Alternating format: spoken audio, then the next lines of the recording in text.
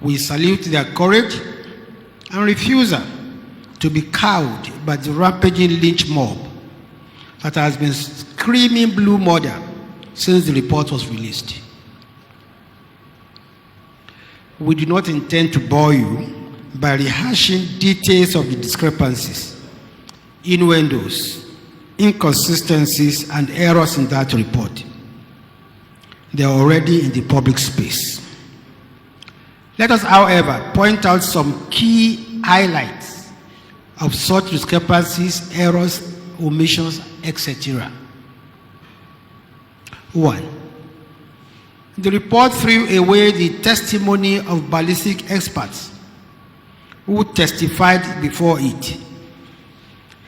The experts said inter alia in their testimony, and I quote, "The team finds that from the medical and data examined, including the timeline of arrival at medical facility and the nature of the injuries sustained by the victims who were taken to the 5 medical facilities, that no military-grade live ammunition, high velocity, was fired at the protesters at Lekki toll gate on 20th October 2020 within the time frame of reference 1830 to 2034 hours.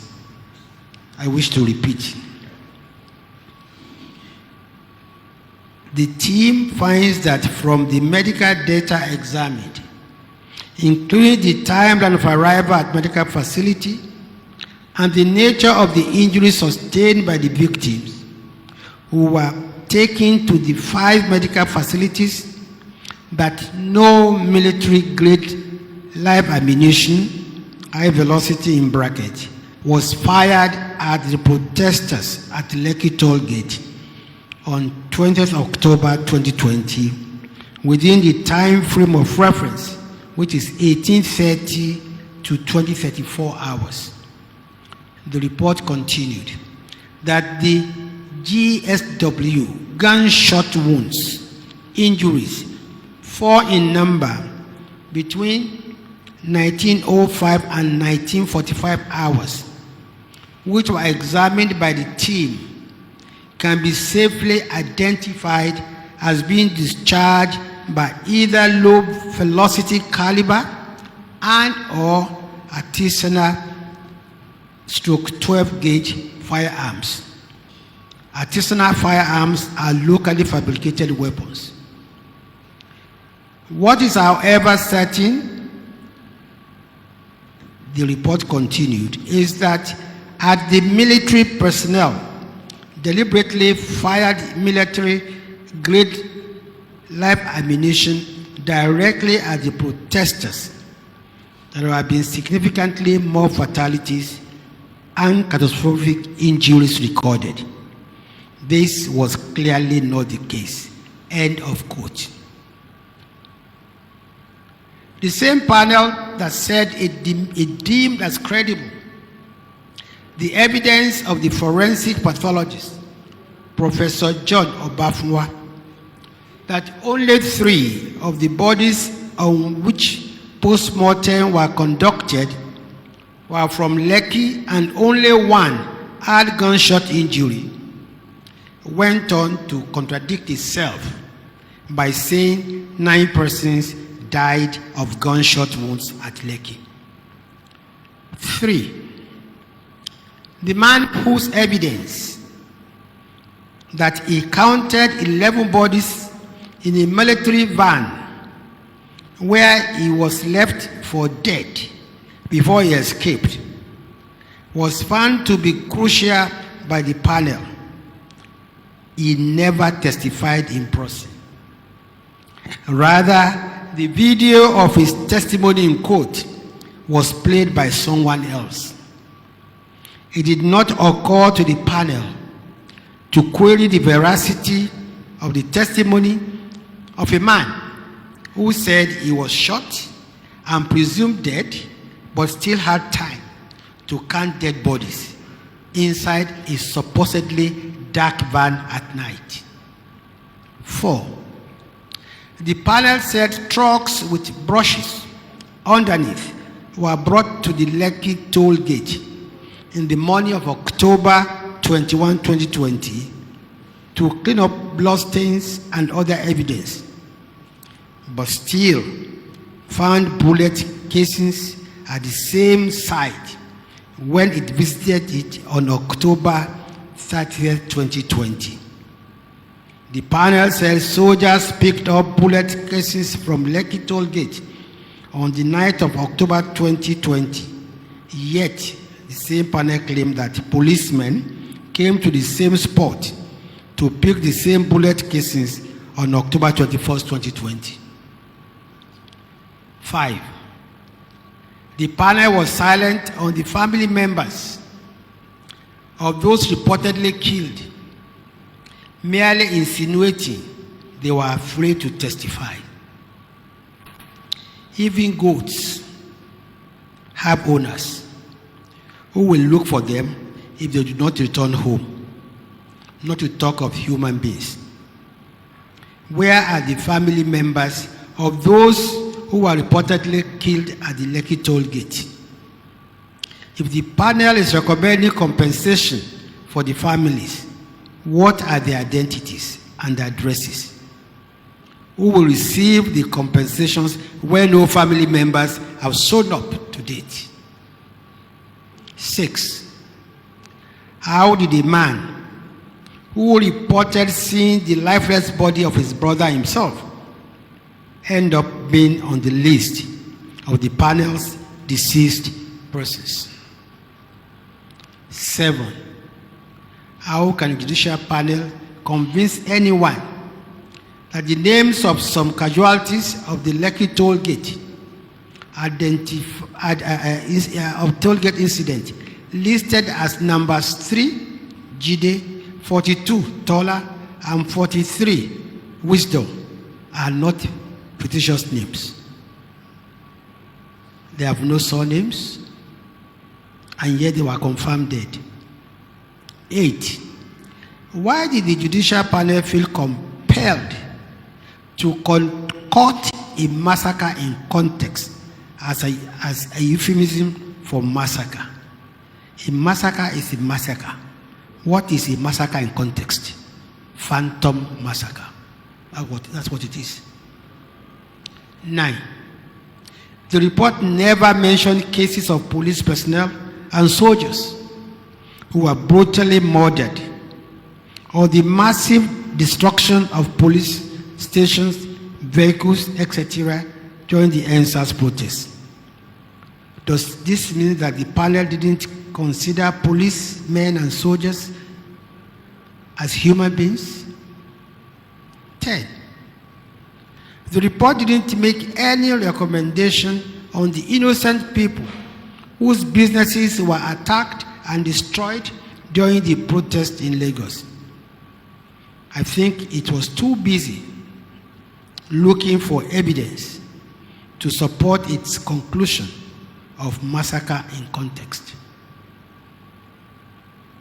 It is clear from the ongoing that the report of the panel in circulation cannot be relied upon because its authenticity is in doubt.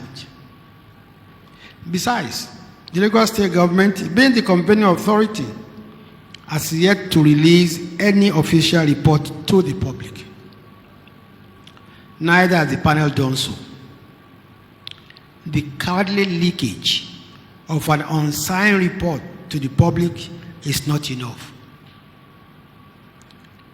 Assuming, without conceding, that the report in circulation bears any iota of genuineness, it is basic knowledge that the report of such a panel is of no force until the convening authority issues a white paper and gazette on it.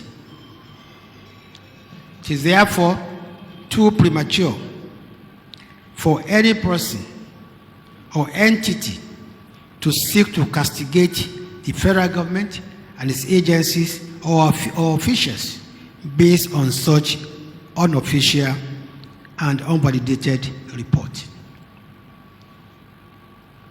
The CNN has been celebrating the leaked report of the Lagos State Judicial Panel of Inquiry. In its rush to claim vindication, CNN apparently didn't even read the report before ruling out the drums in celebration.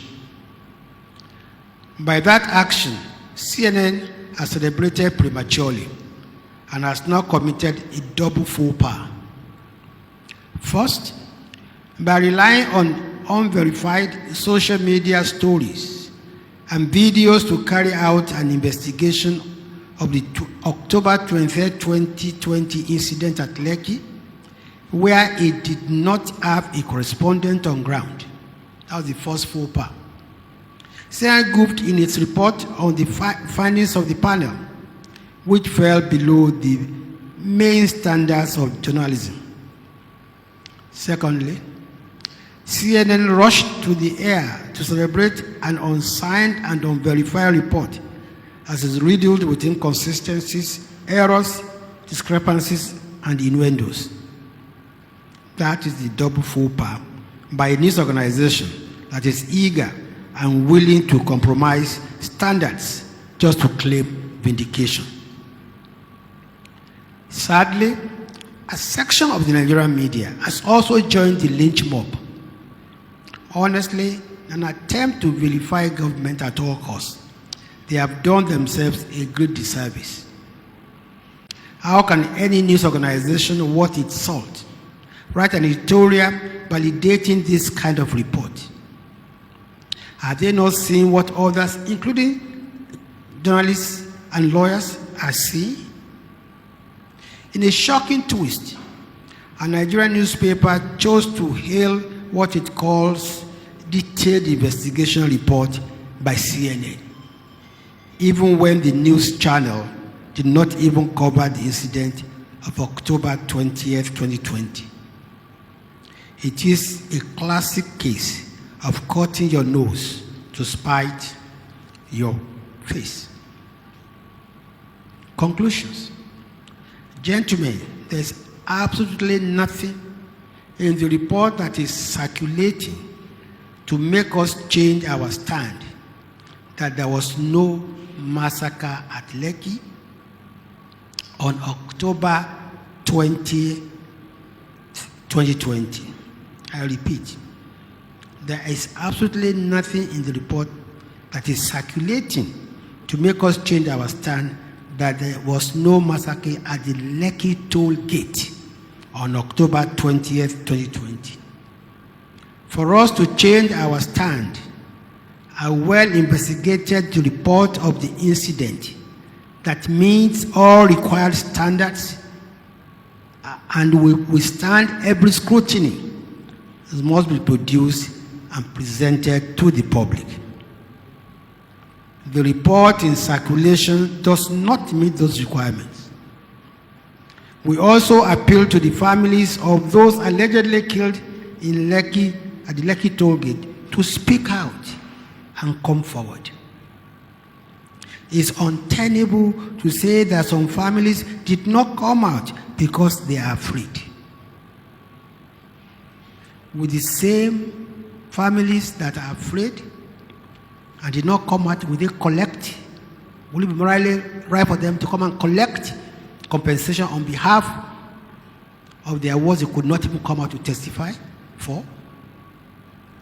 Any parent who is afraid to testify about the death of his or her child is not worth to be called a parent. We reject the notion that our soldiers and policemen massacred innocent Nigerians at the Lekki toll gate on October 20, 2020. That conclusion is not supported by the weight of available evidence. Indictment for murder is a very serious issue that cannot be done on the basis of allegations and corroborations, as the panel did. Such allegations must be proved beyond a reasonable doubt. The report in circulation is calculated to embarrass the federal government and its agencies without foolproof evidence. The federal government has never condoned the abuse of the rights of Nigerians by security agencies under any guise. Hence, it disbanded SARS and encouraged states to set up the panels to investigate reports of human rights abuses allegedly committed by the disbanded SARS personnel. 37 policemen and 6 soldiers who died across the country during the EndSARS protests are also Nigerians, and they're human beings and should not be forgotten. Those who have engaged in premature celebration of the report in circulation should now go back and read it thoroughly and tell Nigerians whether it can pass any serious scrutiny. We are saddened that anyone died at all during the EndSARS protests, as the life of every Nigerian, and indeed every human, is sacrosanct. As we have disclosed many times, 57 civilians, 37 policemen, and 6 soldiers were killed across the country during the protest, and we commiserate with their families. Gentlemen, I thank you for your kind attention. I will now take a couple of questions. Thank you very much. At this point, I would like to declare the floor open for your questions. Please, like I said earlier, you tell us your name, the media organization you are representing, and please restrict your questions to the issues addressed by the Honorable Minister in his presentation. Please, let's see your hands. Okay, 1, 2, 3. We are taking 3 questions for this press briefing. Thank you very much. Let's take you, please. Good morning, Honorable Minister. My name is Jesu Ade from TVC News. We have been privileged to cover other briefings that you've held with us on this particular matter, and what you kept saying is we should await the report of this panel. You had so much confidence in the panel. What changed? Is it because it's not really in the favor of the federal government, or something actually happened? What changed, actually? Let's take you. We just take the 3 questions headlong. Let's take you. Thank you. My name is Leon Sigbe of the Nigerian Tribune. So just a few days ago, the president said he would wait for a reaction from Lagos State government to the panel's report before making a pronouncement. I'm wondering why you are in a hurry to speak on the panel's report when the Lagos State people and Lagos State government that set it up has not reacted. Secondly, the U.S. Secretary of State Blinken addressed the issue of this EndSARS panel report and urged the Nigerian government to be sure that it ensures accountability and address the grievances of the victims. So, by what you are saying now, are we to believe that the U.S. Secretary of State has been misinformed concerning the EndSARS, Lagos State EndSARS panel report? Thank you, sir. The last one, please. Good afternoon, Honorable Minister. My name is Eniola Akinkotu from The Punch. One of the questions I would have loved to ask has already been asked, so I asked one more. Some human rights groups had called on you to resign over this, over the report, the details of the report. So I just want to get it on record from you. Are you saying you are not going to resign? That's it. Thank you. Honorable Minister, you may please wish to give your response, please. Thank you.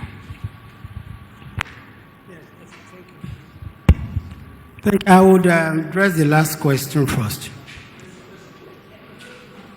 I would have said I will address the last question first. I've had There have been clamors for my resignation almost from the day I took this office. So I take it in my stride. The second question talked about the report, the statement of the U.S. Secretary of State, and the President's pronouncement. The President's pronouncement was clear, which was that he will wait for the report of the entire, all the panels set up in all the states. He was not referring to Lagos State report. As for the statement by the Secretary of State, the U.S., the question to ask is that if that report was turned in by a panel set up by the U.S., will it pass the test? The first question had to do with what changed. Why are we not waiting for the report of Lagos State? Lagos State is the only convening authority, and Lagos State, of course, is going to issue its own, white paper report. I'm only commenting on a document which is circulating in public domain. A document based on which many of you have written editorials. A document on which people have contributed freely. And it's only fair that the government also puts across its own side. Otherwise, if only one side of the commentary is heard, that is what we believed. So this has nothing to do, and it is with no prejudice to whatever Lagos State is going to come up with in its white paper. I thank you very much. Ladies and gentlemen of the media, this is the much we can take for today. Thank you, and God bless you.